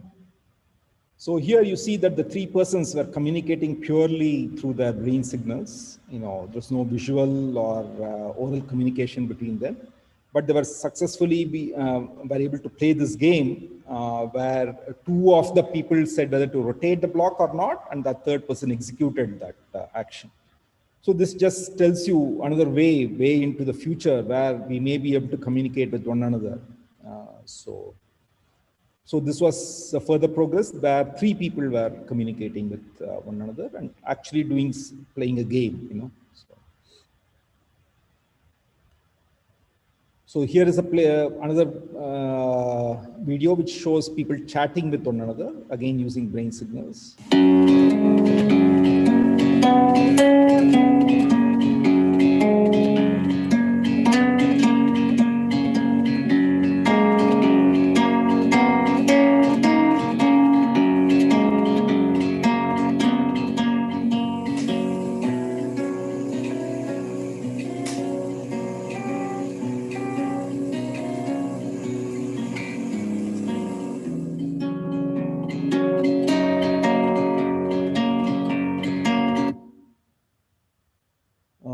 And I told you, about this person touching the hand of his girlfriend for the first time after 7 years. So of course, it'll be even nicer if you can feel that touch. So this DARPA funded project enables that person can feel the touch through the robotic arm. A DARPA-funded research team led by the University of Pittsburgh has demonstrated for the first time ever in humans the experience of the sensation of touch through a robotic prosthetic arm connected directly to the brain. The volunteer, whose name is Nathan, underwent a surgery to have 2 microelectrode arrays placed in his sensory cortex. This is the region of the brain responsible for identifying tactile sensations such as pressure. Those electrodes were then connected by wires to a robotic hand and arm fitted with tactile sensors in its fingers. Index, ring.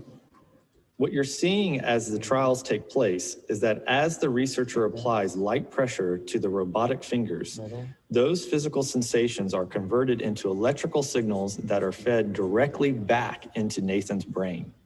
Through this brain-machine interface, electrical signals are delivered as precise stimulation that his brain interprets as though his own fingers are being touched. Index, index, ring. Despite being blindfolded, Nathan can identify with nearly 100% accuracy pinky which fingers on the robotic hand are being touched. So this further expands the scope of BMI by incorporating the sense of touch also.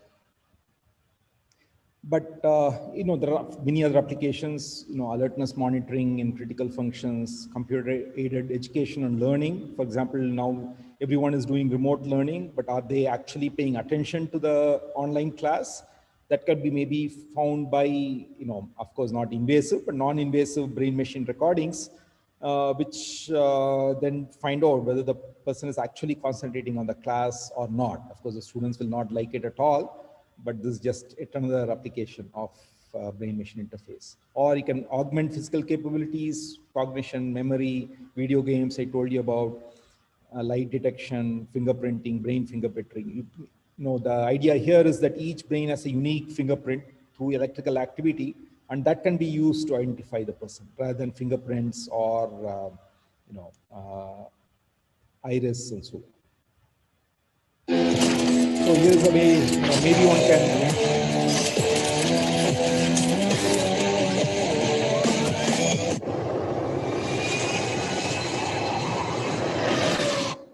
So this could be one potential application, like the Iron Man. Maybe one could control the whole exoskeleton using brain waves, and then you can augment your capabilities. You can maybe fly, maybe you can punch through a wall using this exoskeleton, and so on. Here the person is flying a plane just by using brain waves. This is a simulator, of course. A simulator, an airplane simulator, but not an actual plane. But these airplane simulators are very close to what the actual plane does. So the person is able to navigate using this. Here the person is controlling a drone to go through various hoops just by using brain waves. Robot with a nose-mounted camera turns right and left, moves up and down, and even flies through a ring, all on commands from a controller who uses a special instrument. And what is this instrument? The controller's mind. Here one is trying to reconstruct what you're seeing. It's very, as you can see, quite bad, but this is an attempt to try to see what you are actually seeing by just using the brain waves.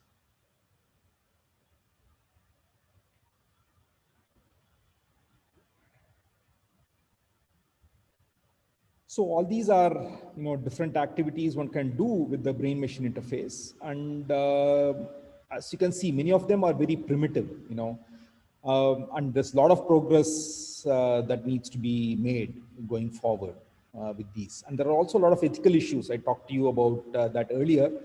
Where does a human end and the machine begin? Who is liable if a BMI-controlled arm hits someone?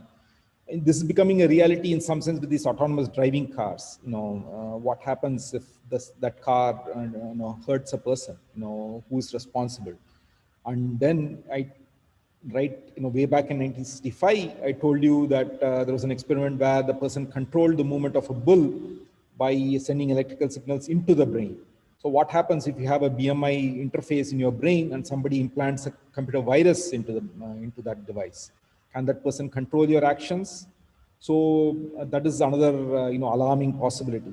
And it could be abused in law, war, terrorism, etc. And there's also this new thing that you could have a new set of haves and have-nots, because it turns out that there are two sets of people. One, those who are BMI literate and those who are BMI illiterate. BMI literate are those who are able to control devices using their brain signals, and BMI illiterates are those who are unable to control devices using their brain signals, how much ever they try. So there's some basic thing which we do not know about, but there seem to be two classes of people. Then what happens? How do you help such the other class? Okay. So all these issues are there, but still there is, as I said, it's all very preliminary. A lot of progress needs to be made. And we are nowhere near what we can do. Oh, come on, get a sub 5.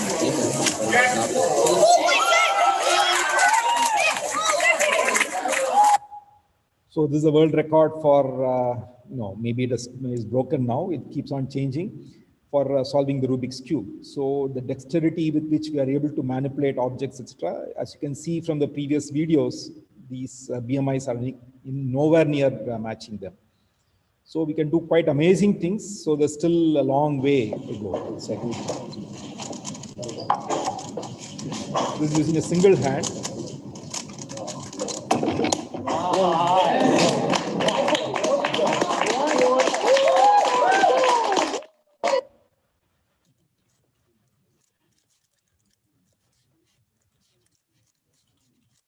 It's just using your feet.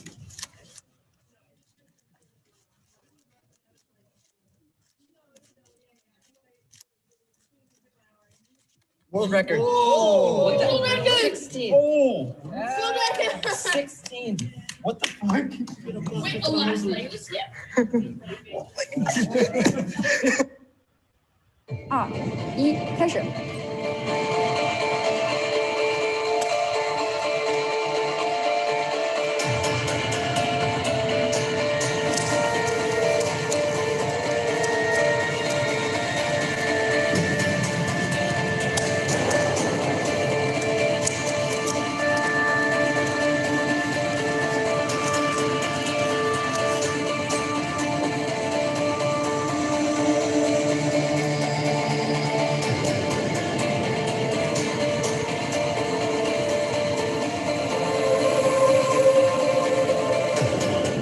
你在挑战用手脚同时解开3个魔方，用时最短的吉尼斯世界纪录称号挑战中，你的所用时间是1分36秒39。恭喜你获得了一项吉尼斯世界纪录称号，恭喜小雨。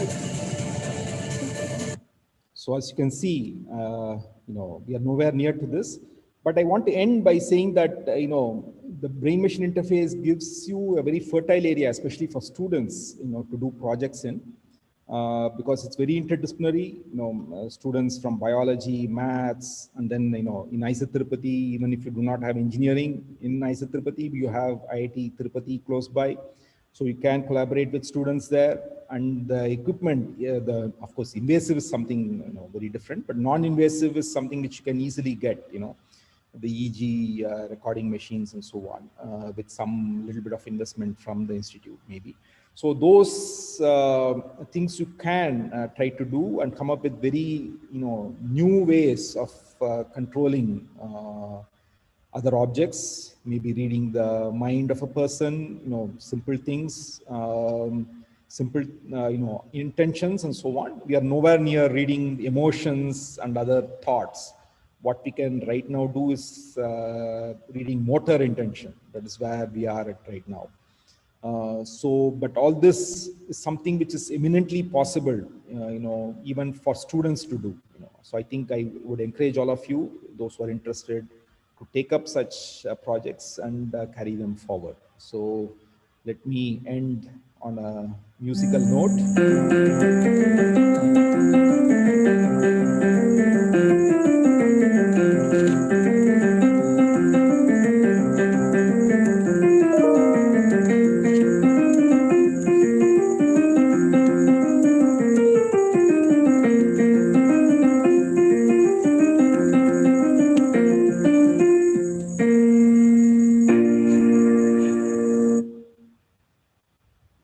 Thank you.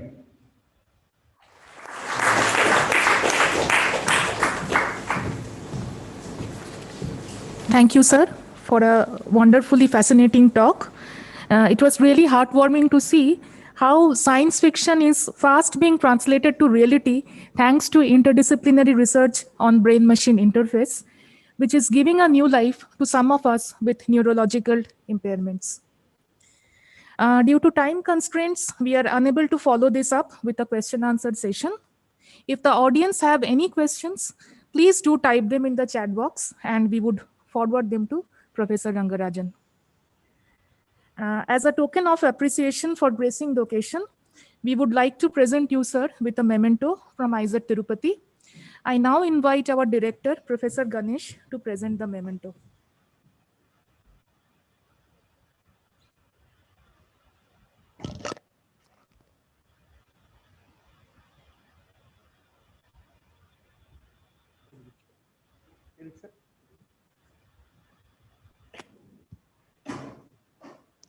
Okay, Professor Rangarajan, that was a wonderful lecture. The first time we heard lecture from a mathematician without a single equation appearing in the slides. Thank you very much. It's really very inspiring, and as you rightly mentioned, I hope some of our students take up this project along with IITs. Thank you for inspiring the students. This is a small memento which we would like to give you. This is a real one, not a virtual one. It's a physical one. You know, I'm controlling through my brain waves. So thank you very much, and we'll try to send this to you by post. Thank you very much. We really appreciate your effort and inspiration that you have given to a lot of students. Thank you.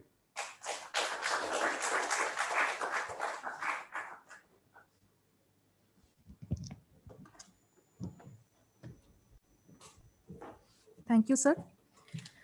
We now move on to the next item of the Foundation Day, the annual award ceremony of the Institute. Every year on this occasion, we appreciate the excellence of our students in the academic and extracurricular activities, and also recognize the sincere and dedicated services of our faculty members and members of administration. We begin with the awards for the students. Unfortunately, this year, the pandemic has deprived us of the pleasure of having the student awardees here amongst us to receive the prizes in person. After an online award, we will be mailing the awards to them to their home addresses.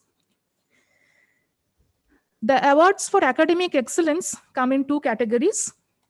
The CNR Rao Education Foundation Prize for Academic Excellence during semesters 1 and 2 of the BSMS program. This award is instituted by the CNR Rao Education Foundation and comes with a certificate and a cash prize.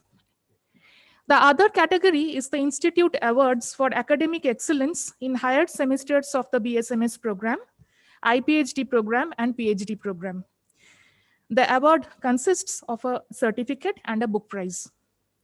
Since last year, the Foundation Day was cancelled, this year we are presenting the awards for both the years.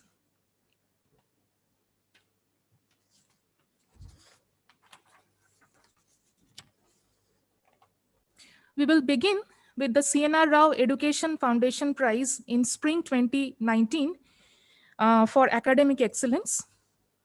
In semester 2, the award goes to Prarthana Agarwal.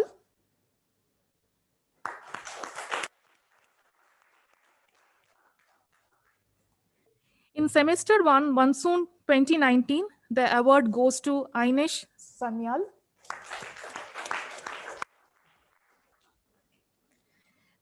Semester 2, Spring 2020, the award goes to Gogula Krishna R.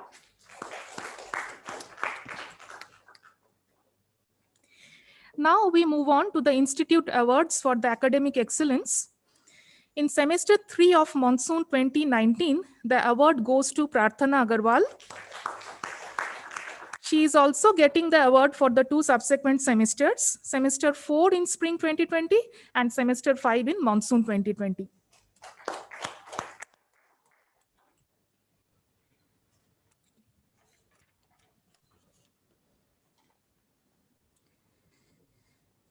The Institute Award for Semester 4, Spring 2019 goes to Divita Balasubramaniam. She is also getting the award for the 3 subsequent semesters, Semester 5, Monsoon 2019, Semester 6, Spring 2020, and Semester 7, Monsoon 2020.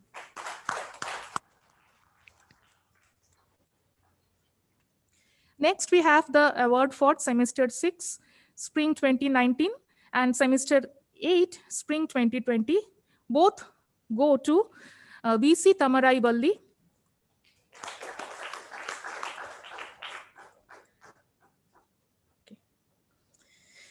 Now we come to Semester 8, Spring 2019. The award goes to Aditya Kulkarni.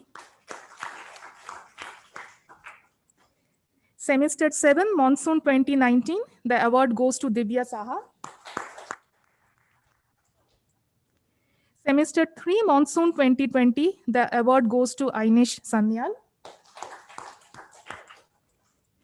Semester 5, Monsoon 2020, the award goes to Harish Upadhyay D. Semester 7, Monsoon 2020, the award goes to Gitanjali TV. And semester 8, Spring 2020, it goes to Akshara Vincent.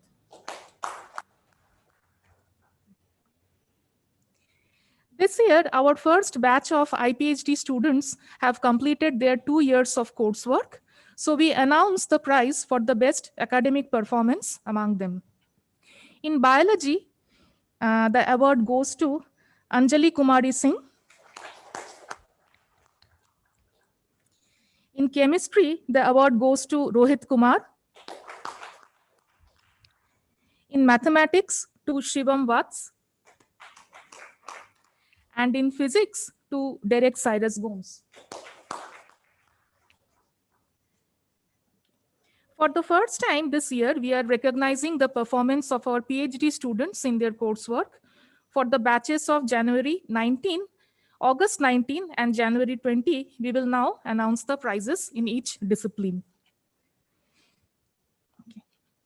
In biology, the award for January 19 batch goes to Chettiar Vaishnavi Varadarajan. For August 19 batch, it goes to Akshay U. Nair. And for the January 20 batch, it goes to Munshi Khatan Animesh. For chemistry, the award for January 19 batch goes to Kulbir and also to Donna Maria Vincent. The award is being shared by them. For the August 19 batch of chemistry PhD, the award goes to Reshma Babu. And for the January 20 batch, it goes to Dhuri Akash Dattarai Pooja.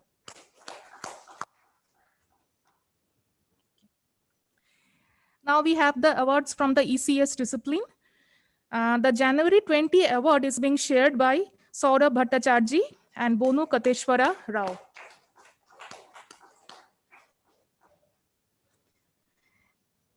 From maths, the August 19 award goes to Harshita C. Finally, we have physics. The January 19 award goes to Gopu Maheshwar Reddy. And the August 19 award goes to Gadha R.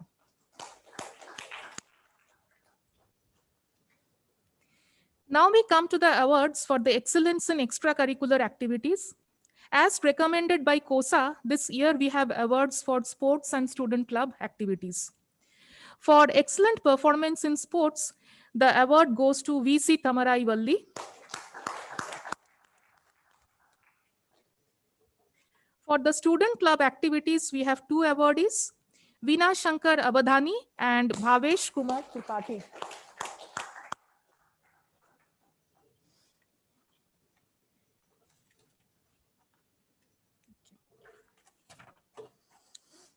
We can congratulate all the winners. Isaac Tirupati is proud of you. Thank you. So now we move on to the next part of the award ceremony. I invite our Dean Faculty, Professor B.J. Rao, to announce the awards, and Professor Ganesh, our Director, to present the awards.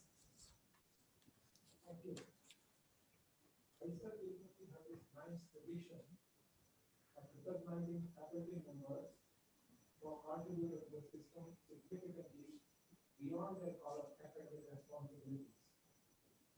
So in this category, we have 3 members who have achieved special recognition through this Faculty Appreciation Awards. I will call down their names one by one and then come and receive their awards. First awardee is Dr. Raju Mukherjee in Biology Department. For his contribution beyond the academic curriculum and other responsibilities, he has actively handheld iGEM teams, International Genetic Engineering Machine teams, by winning 2 sequential gold medals. And he has also contributed very actively in international relations for student participation. They will see us. He has been an active member of Agastya Foundation Sir, you can come here. lectures. Dr. Raju Mukherjee.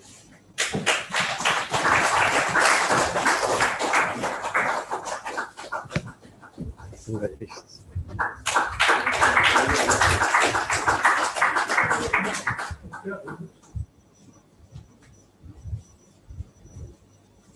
Others can see this on the online. Right. No. Thank you, Dr. Raju. The second award goes to Dr. Venkat Subramanian from Maths faculty. He has been an active member not only in academic activities but contributing very significantly in maths pedagogy via Agastya Foundation activities, as well as in general popularizing mathematics in schools in the neighborhood system. Dr. Venkat Subramanian has been an active member in several activities in the institute beyond his call of academic responsibilities. Venkat is participating online. The award is real.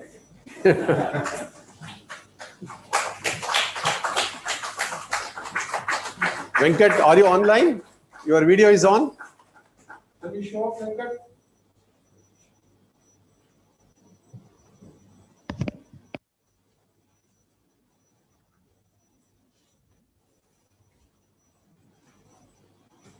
Is it possible?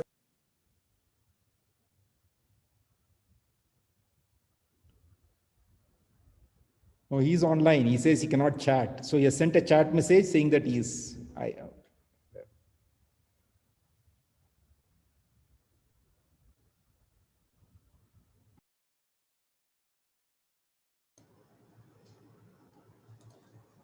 Hello, can you hear me?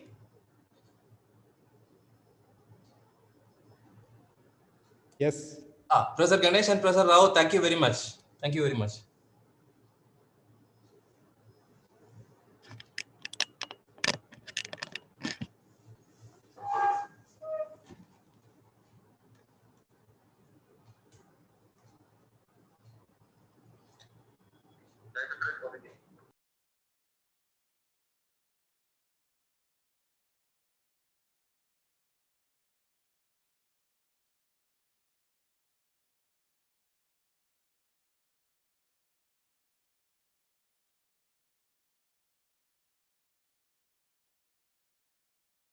Activity on a daily basis.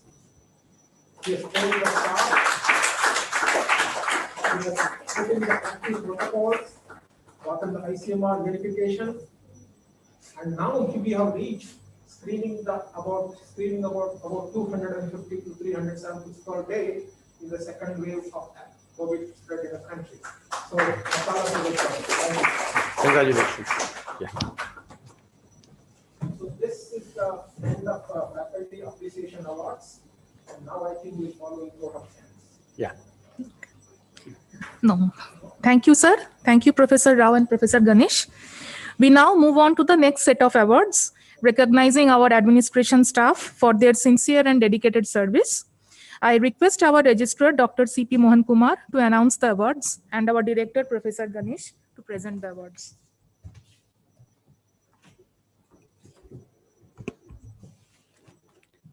For their excellence in the area of work and significant contributions to the Institute, particularly during the pandemic, the following awards to the administrative staff, to the engineering section team as a whole, not just for securing the campus and making it safe for the students to return to the campus, but also completing the hostels and the undergraduate block during the pandemic, despite shortage of materials and labor.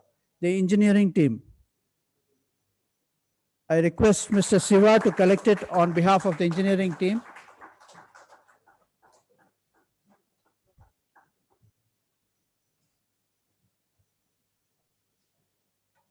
This is a team award for the whole engineering section.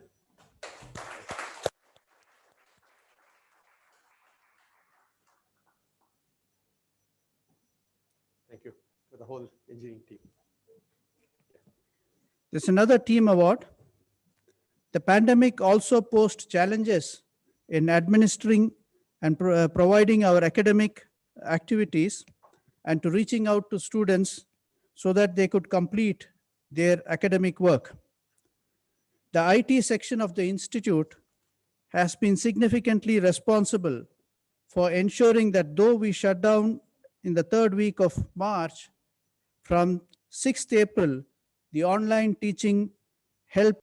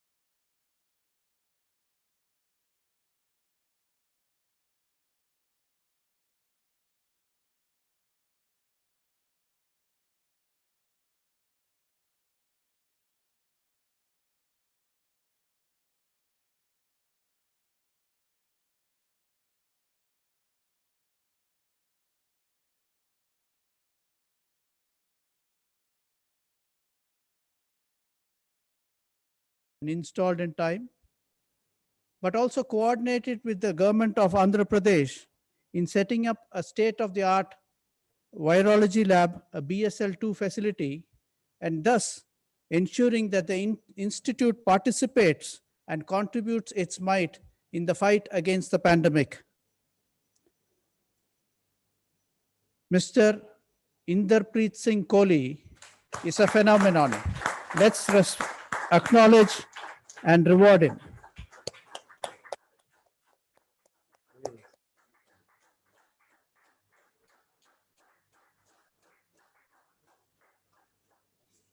Big hand to Kohli again. Congratulations to all the teams and Mr. Kohli.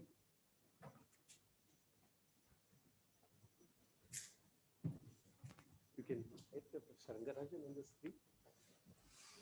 Thank you, Dr. Mohan Kumar and Professor Ganesh. Yeah, just 1 minute, I just want to. Professor Rangarajan, you can hear me? Yes, I can hear you. Yeah, these awards are normally given by the chief guest. So during this situation, I have given all this award on your behalf. Yes, definitely. Yeah.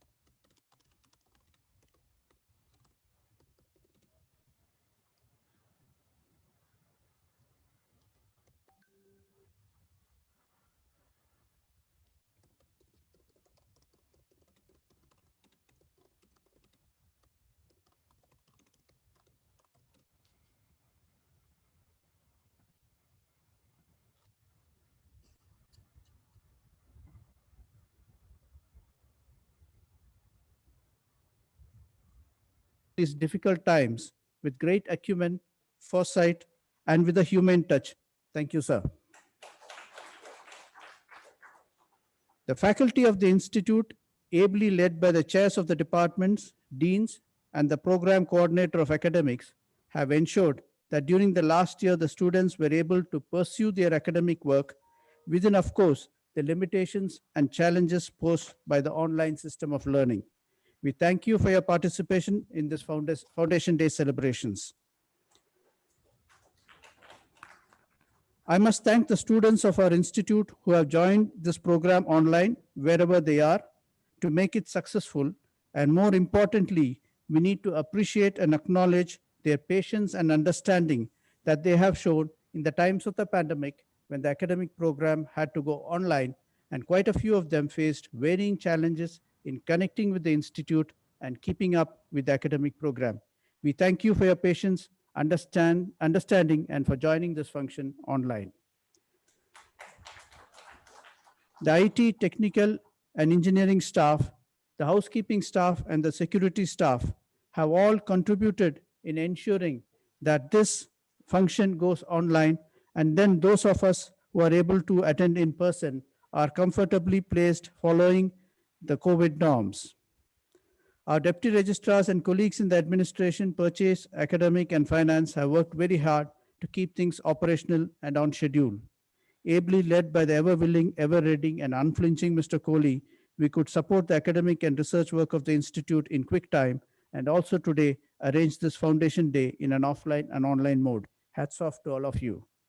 We also thank the Ministry of Education, our sister and partnering institutions, our chairman of the Board of Governors, the members of the Board of Governors, Finance Committee, Senate, and the Building and Works Committee, and every one of you who have walked with us during our journey over the last 6 years. Thank you very much.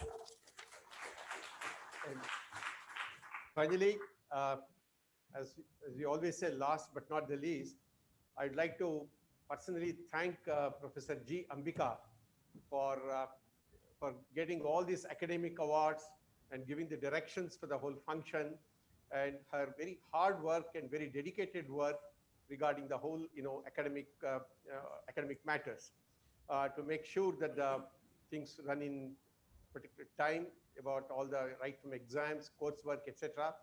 So I'm personally grateful to Professor G. Ambika for sharing this responsibility and contribution. I also would like to thank the two associate deans, Dr. Ramkumar and Dr. Rajesh, for ably assisting, and also our new entry, Mr. Balamurugan, for giving strength to this academic section. Thank you.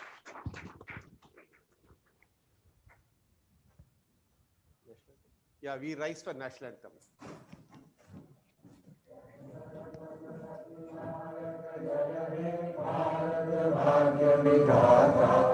Punjab Sindhu Gujarat Maratha Dravida Utkal Ganga Vindhya Himachal Yamuna Ganga Utkal जलधि तरंगा तव शुभ नामे जागे तव शुभ आशिष मांगे गाहे तव जय गाथा जन गण मंगलदायक जय हे भारत भाग्य विधाता जय हे जय हे जय हे जय जय जय जय।